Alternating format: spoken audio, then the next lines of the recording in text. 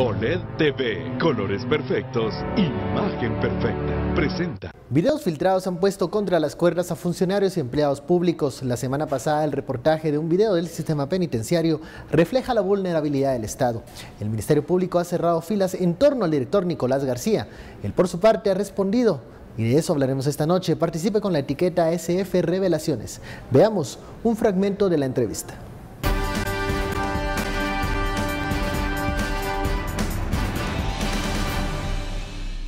Una gran verdad en el video es el principio, cuando se ve cómo ellos quitan los candados de las puertas principales.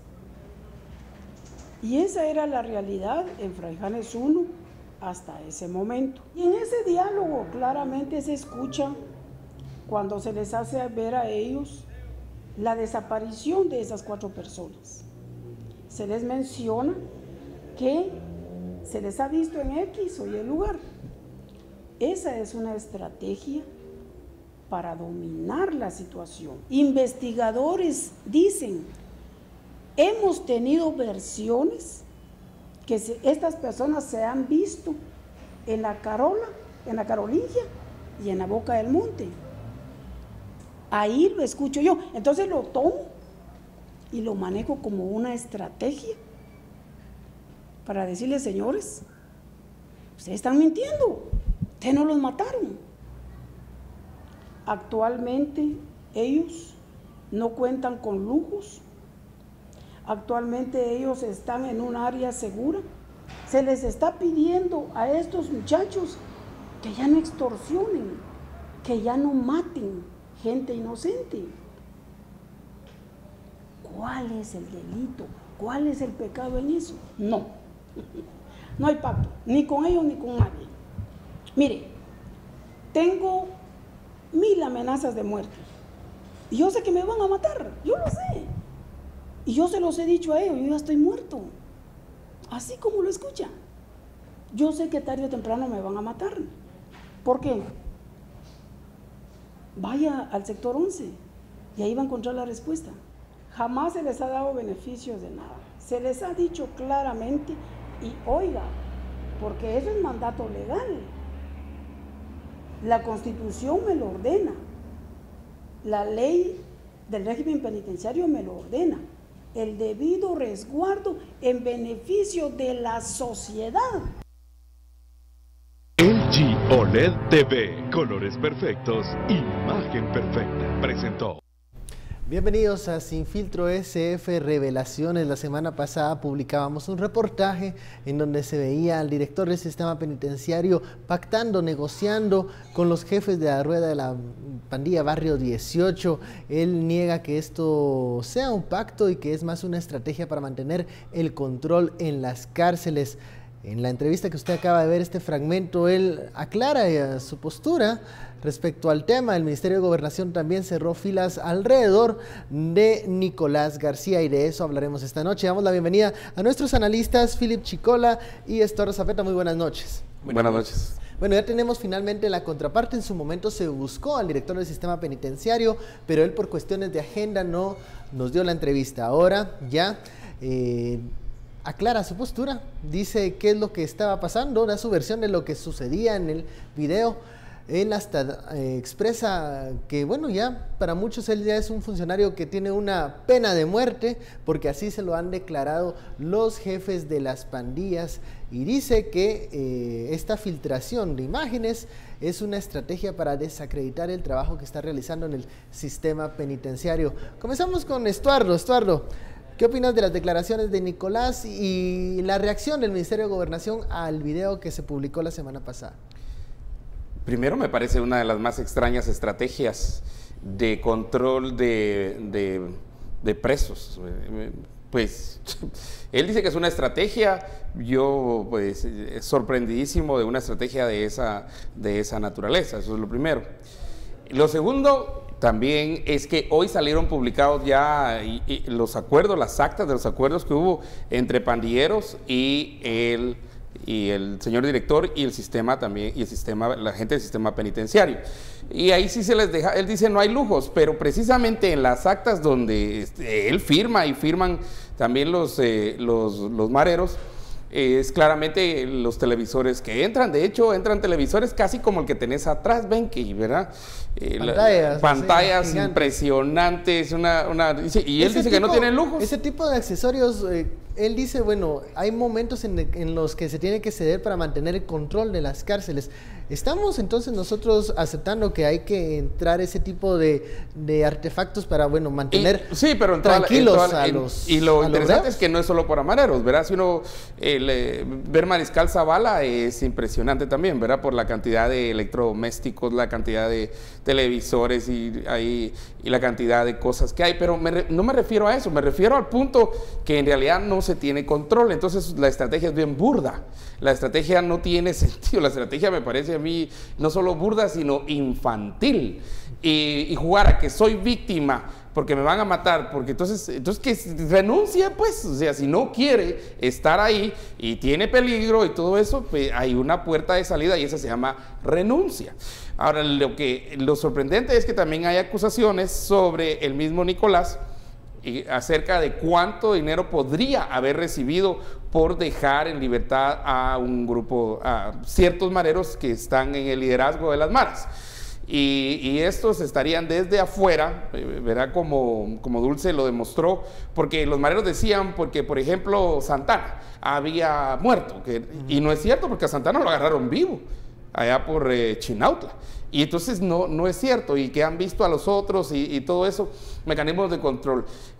A mí me parece esa estrategia de que Jimmy Morales estaba bien cuajado, estaba puro queso, bien dormido, y que después salgan diciendo, estaba reflexionando, ¿verdad? Entonces me parece ahora como, hay un acuerdo entre mareros, y ya está la evidencia y todo, y que digan, es la estrategia para controlar a las maras. Cuidado, y aún si fuese la estrategia, es una estrategia equivocada. Diferencia entre pacto y llegar a hablar con los líderes de las clicas que mantienen el control en los centros carcelarios, porque él trata de marcar una diferencia de una cosa y la otra. Es que ven, ¿qué es lo que molesta o qué es lo que le molesta al guatemalteco cuando ven toda esta trama que se presenta desde la semana pasada? Primero, la mayor causa del flagelo criminal que afecta al guatemalteco de a pie son las pandillas.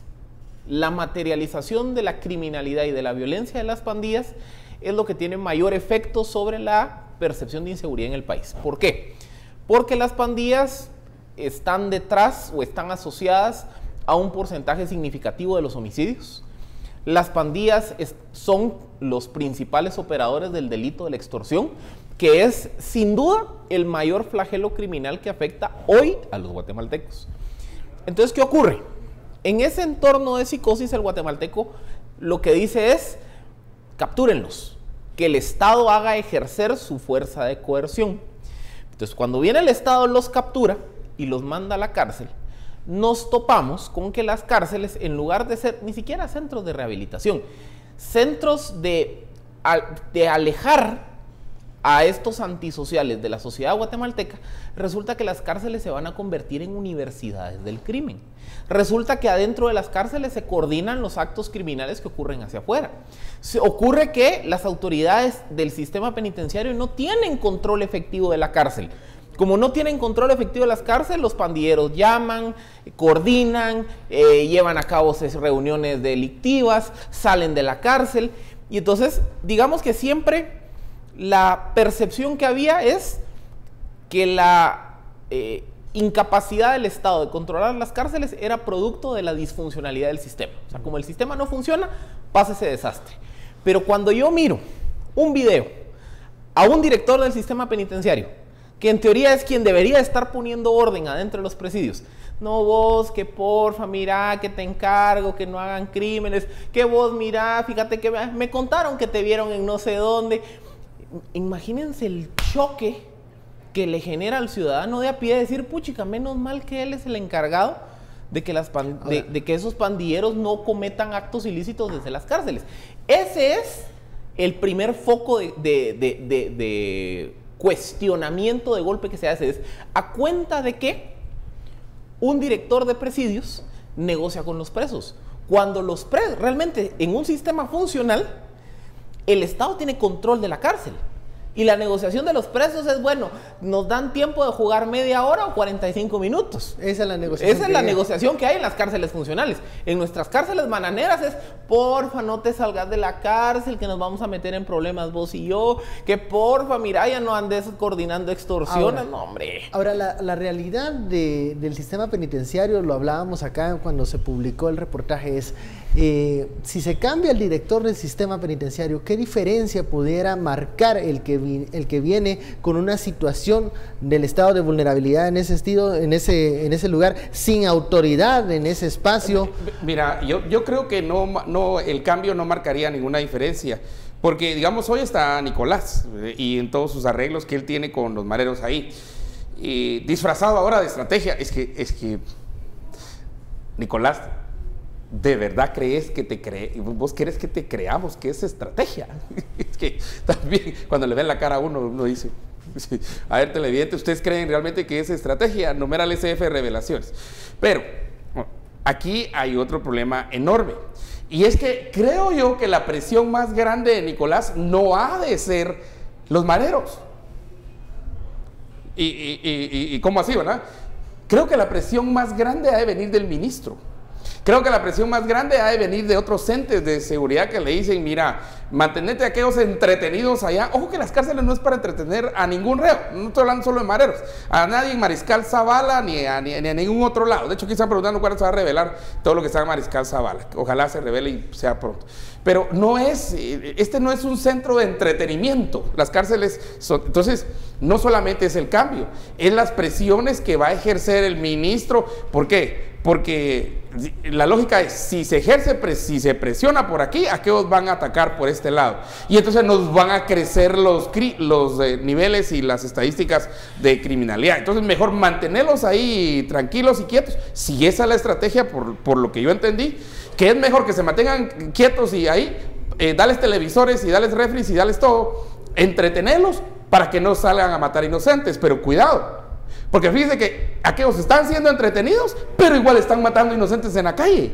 O sea, la estrategia de todos modos no te está funcionando. Y hoy, si ustedes ya vieron las fotos de cómo quedaron los dos policías en Chimaltenango, ¿ya? Eso es lo que estamos viendo. Porque, a ver, el caso de Nicolás García no es nuevo.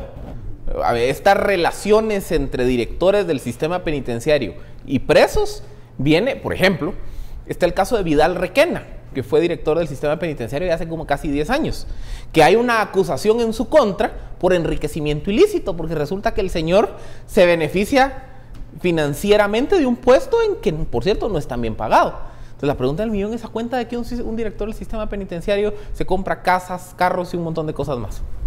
Luego está, recordemos los casos de Byron Lima, que tuvieron 2 episodios. El caso cuando se descubre a Lima saliendo de la cárcel solo con una firma del director del sistema penitenciario que no llegó a ningún lado, y el otro caso que es el que ya desarticula CICIG, cuando se descubre que Lima dirigía una estructura en donde si yo quería que me cambiaran de cárcel o si yo quería meter algún electrodoméstico a mi celda, yo tenía que negociar con Lima, le pagaba a Lima y Lima se encargaba de ir a tocar la puerta del director del sistema penitenciario. Lo que agrava a cambio de una remuneración. Lo que agrava esta situación es que ahora digamos que no es un reo de alto impacto, sino es un pandillero.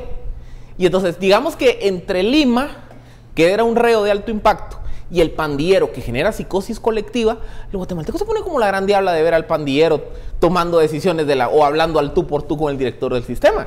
Y ahí es donde entra a batear esa sensación de decir, vean, el sistema penitenciario, más que ejercer control efectivo sobre los presos, el sistema penitenciario entra en una relación de convivencia y de negocios comunes con los reos.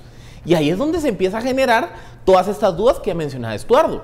A ver, estos reos o estos pandilleros que supuestamente, porque también no se ha como corroborado efectivamente que hayan salido, pero estos reos que supuestamente salieron de la cárcel, ¿pagaron o no pagaron? Si pagaron, ¿quién recibió ese dinero?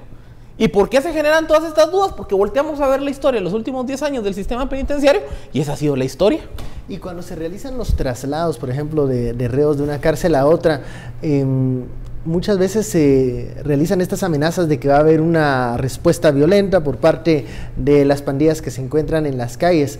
El director argumenta de que él negocia para bajar los tonos de estas amenazas, pero la respuesta violenta siempre se da, o sea, siempre estos ataques siempre se dieron.